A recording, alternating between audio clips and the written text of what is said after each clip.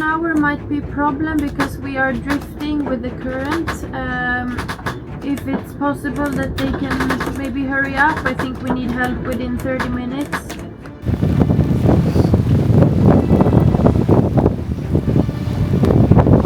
Welcome back.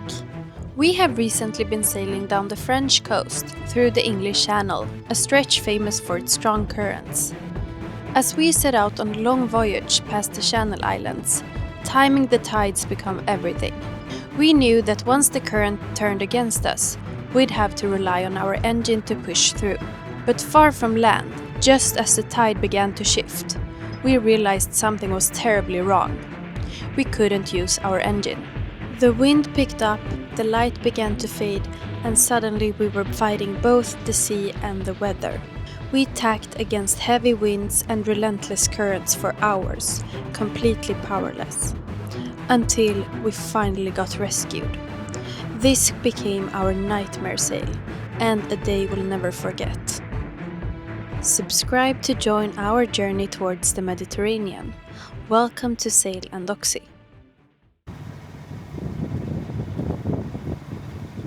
Good morning.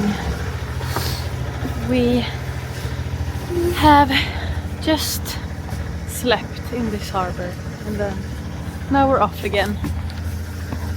No rest. No rest. The tide, the wind doesn't. No, exactly. And here it's especially important to leave at the right time because of this sill that I was talking about yesterday.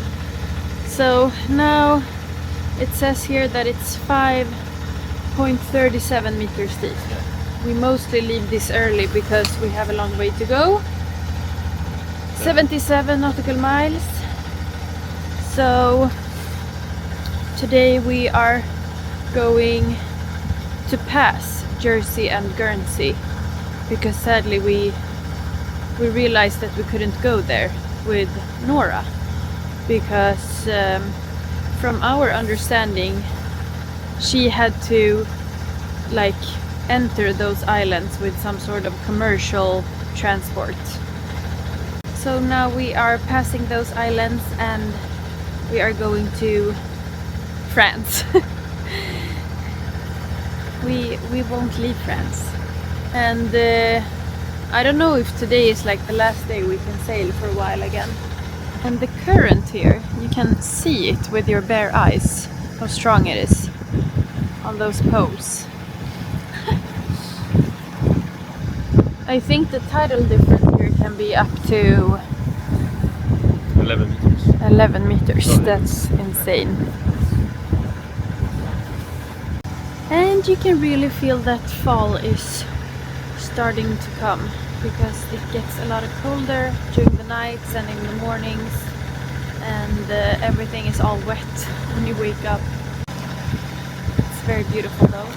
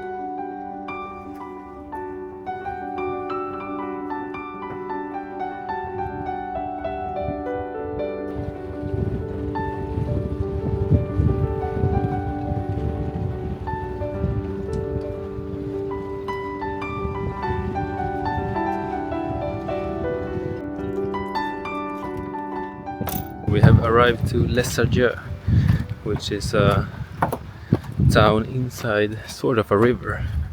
It is not a river, it is not a classic river, but it's like a arm of water going into land, and the tides go back and forth, so the river turns every 6 hours.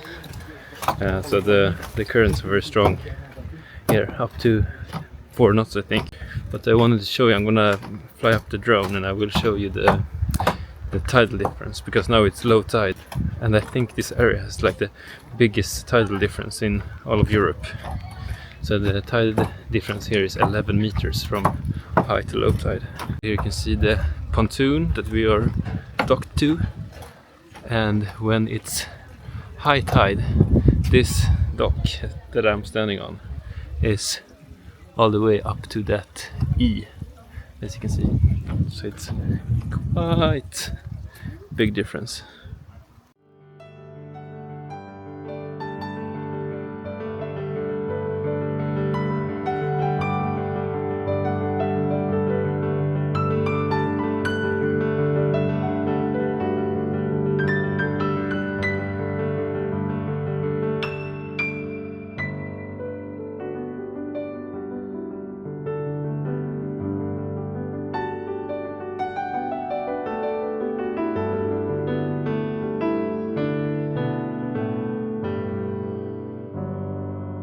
And we're stuck here for a few days, or we're gonna be here for 2 weeks actually, or the boat is gonna be here for 2 weeks. We are the winds are not favorable, so we cannot sail, but the even bigger problem is that our engine is not working right now, or it's working but the cooling system is not working, and we will tell you more about that later. But when we got here in strong currents, the motor was overheating and we were stuck in some bad currents, so we had to call the French sea rescue.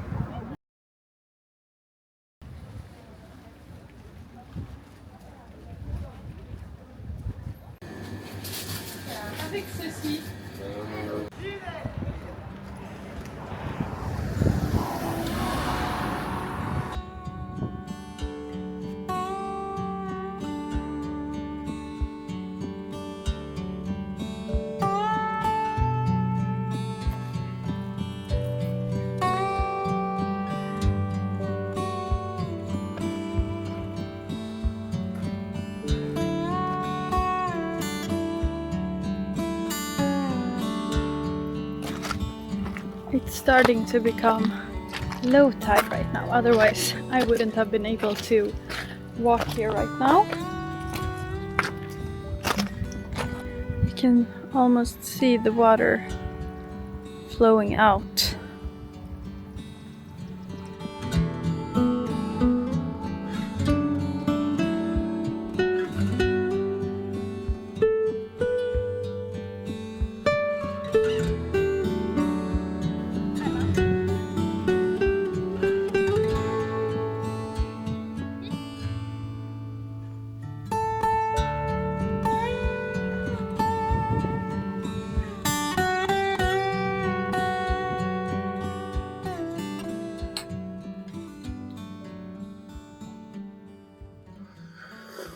It is Sunday today, and Sundays in France mean that everything is closed. And that is very different from Sweden, because everything is open on Sundays in Sweden, but I guess we are the ones that are unique there, I think. We have been here for how many days now?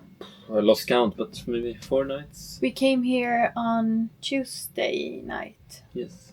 Yeah, or we sailed here on Tuesday, but we arrived on Wednesday morning. Early morning. Yeah, and because the last thing you saw was that we were out sailing. Sailing towards Lézardrieux. Yes, we had a 70 nautical mile sail ahead of us, and we started from a little marina where they had like a sill that we had to pass during high tide. Yes. So we left very early morning from there. Barneville it's called. Yeah, Barneville. And then we planned that we would have like a 12-hour sail ahead of us. Yeah. crossing the Channel Islands between them on our way to Lézardrieux. Yes. That whole sail went Sideways. So to make that sail in the right amount of time to come into Lézardrieux at the right current and tide, we had to use the motor a bit. We didn't have the perfect winds, so we knew that we would have to motor sail a bit. But yeah, we made like 6 knots in the beginning, so it was fine. We had the current with us, and when the current was starting to change, we started our motor. When we had a few hours left, maybe 4 hours, we knew that we had to use the engine and push a bit to make the correct speed. And we soon noticed that the motor was overheating by the alarm, the overheating alarm. So we turned off the engine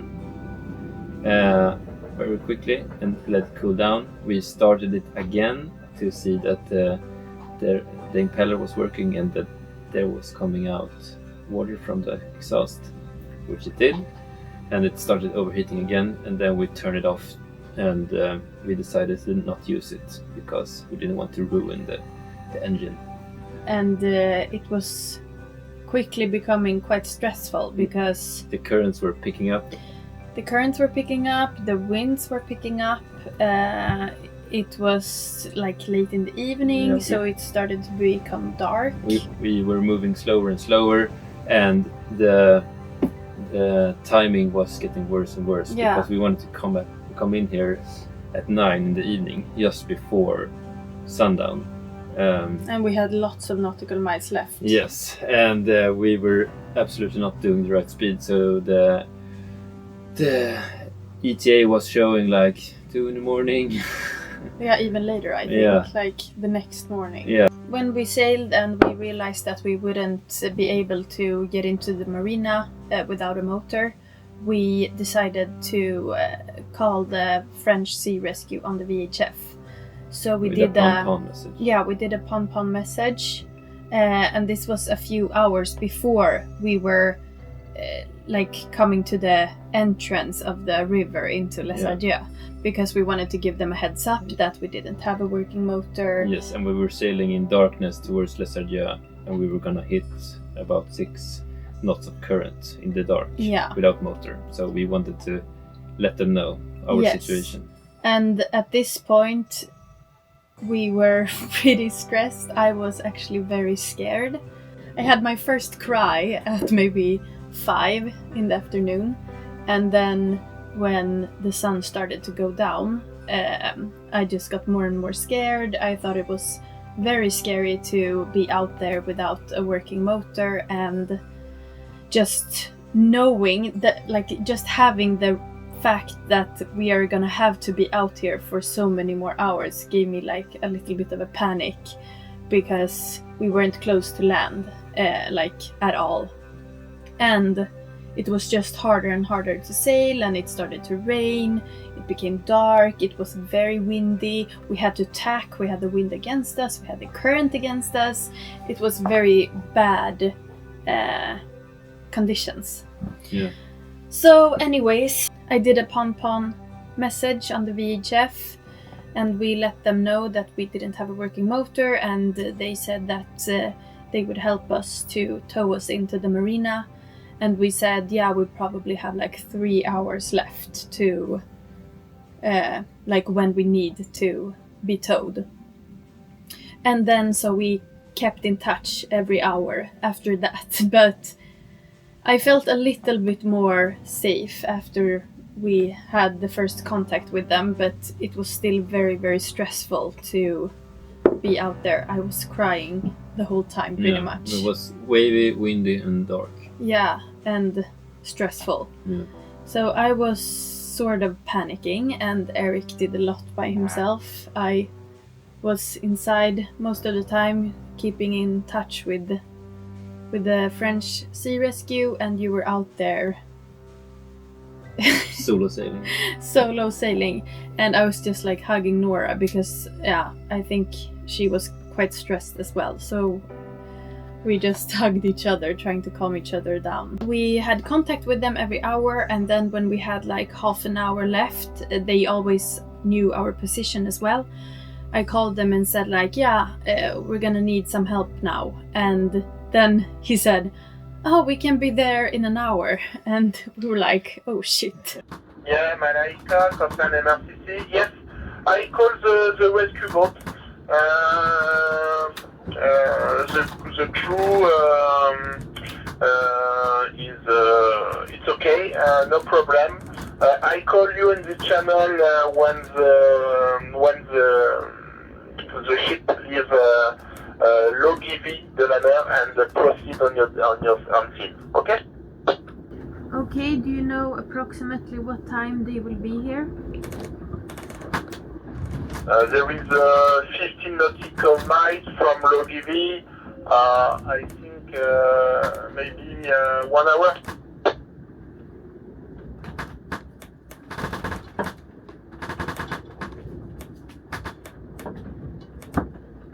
It's okay for you? I think 1 hour might be a problem because we are drifting with the current. If it's possible that they can maybe hurry up, I think we need help within 30 minutes. Okay, no problem. I inform the rescue boat about that. Okay, thank you very much. You're welcome.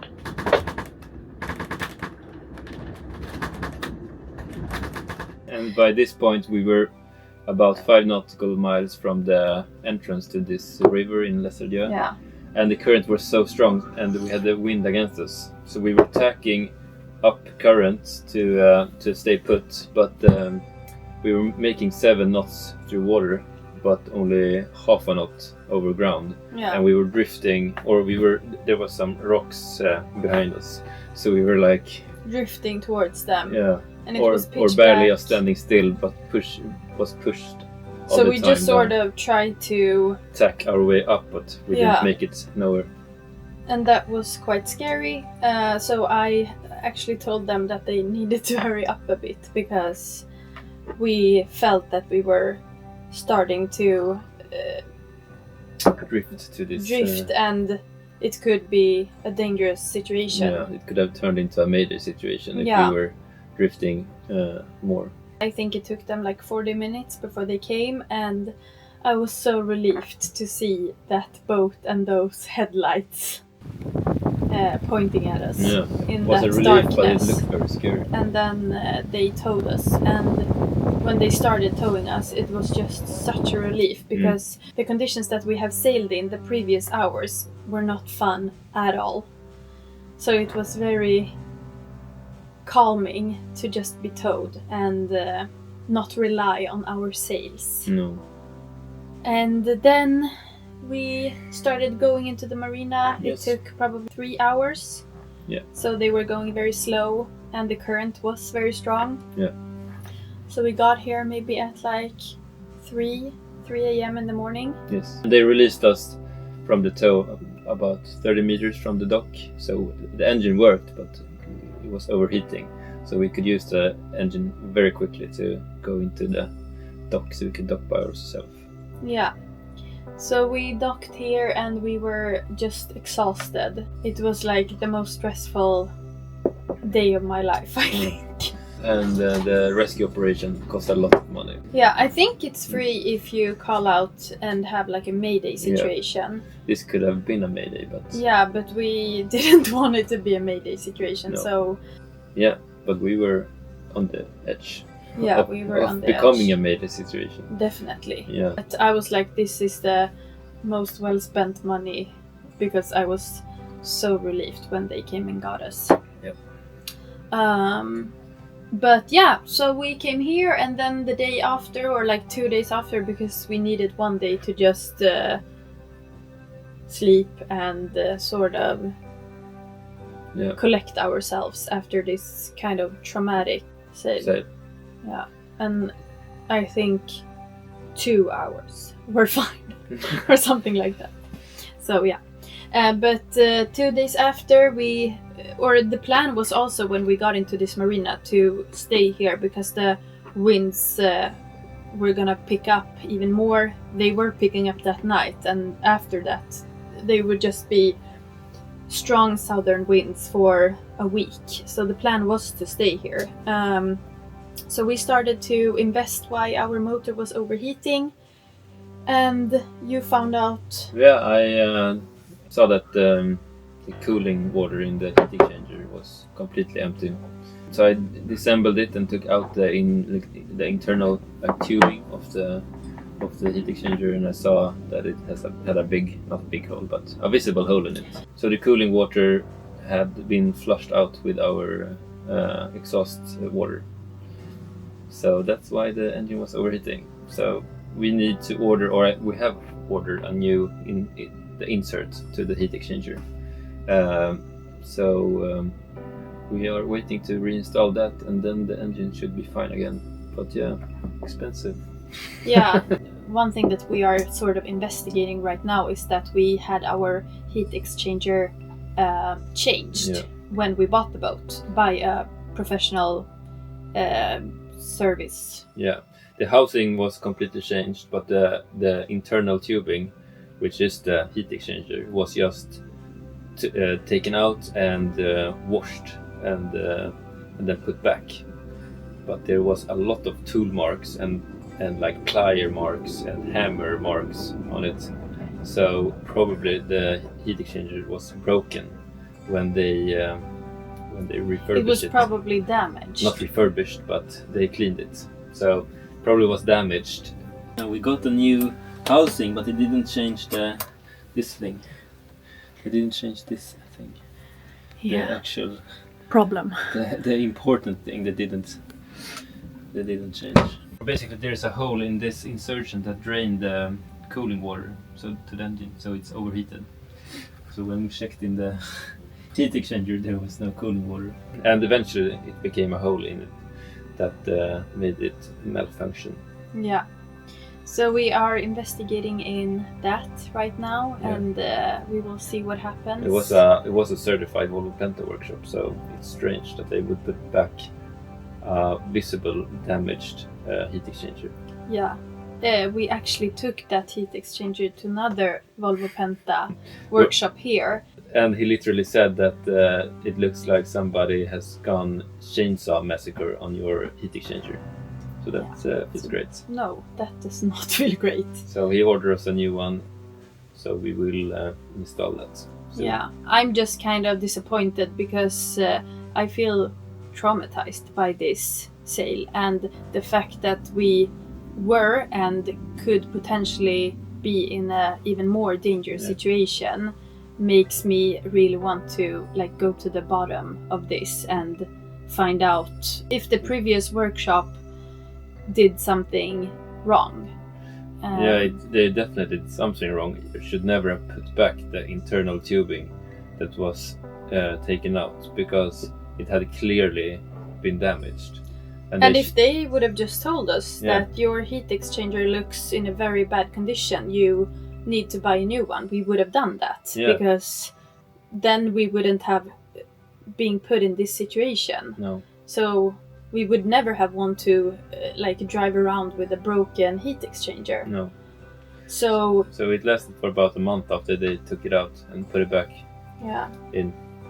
So we are very disappointed, and we will see what happens after this. But now you know why we just stopped filming, and we have just taken a little break for a few days. Yes. I think I told you on that night that I never wanted to go out sail again, but I think I have changed my mind. But I never want to go out sail again when it's not perfect conditions in these strong currents. We had a plan, but the plan was very tight. Yeah, and we have learned a lesson to not go out with we need to make this sail within 12 hours, otherwise it's too late. So that's a really good lesson, that you can't plan a sail like that, especially not around this area with all these currents. And the problem was also that it's a little bay, so we couldn't really end the sail anywhere else. We had to go here. It was so, like yeah. point of no return. It really was point of no return. We could not have turned around once we realized that our motor wasn't working. Because even though we hadn't made it halfway, we couldn't turn around because at that point we had really good speed going forward. But then it just turned around. So yeah, a lesson learned for us, but also shit happened. Shit happened. Shit really happened. Oh, shit happened. But yeah, we're safe and we're in a good spirit, and we will continue soon after we just fix This our is engine. not the end of Sail on Doxy. No, I think Nora was the coolest. She was definitely after the captain. Yeah, okay. Nora was the coolest. I told Eric once we got to the marina, like, you can say that you're a little bit scared now, and he was like, yeah, I was scared. But I didn't lose You my did- shit. No, you didn't say it or express it once we were out there, which was really good for me because I totally panicked. And I needed your calm energy.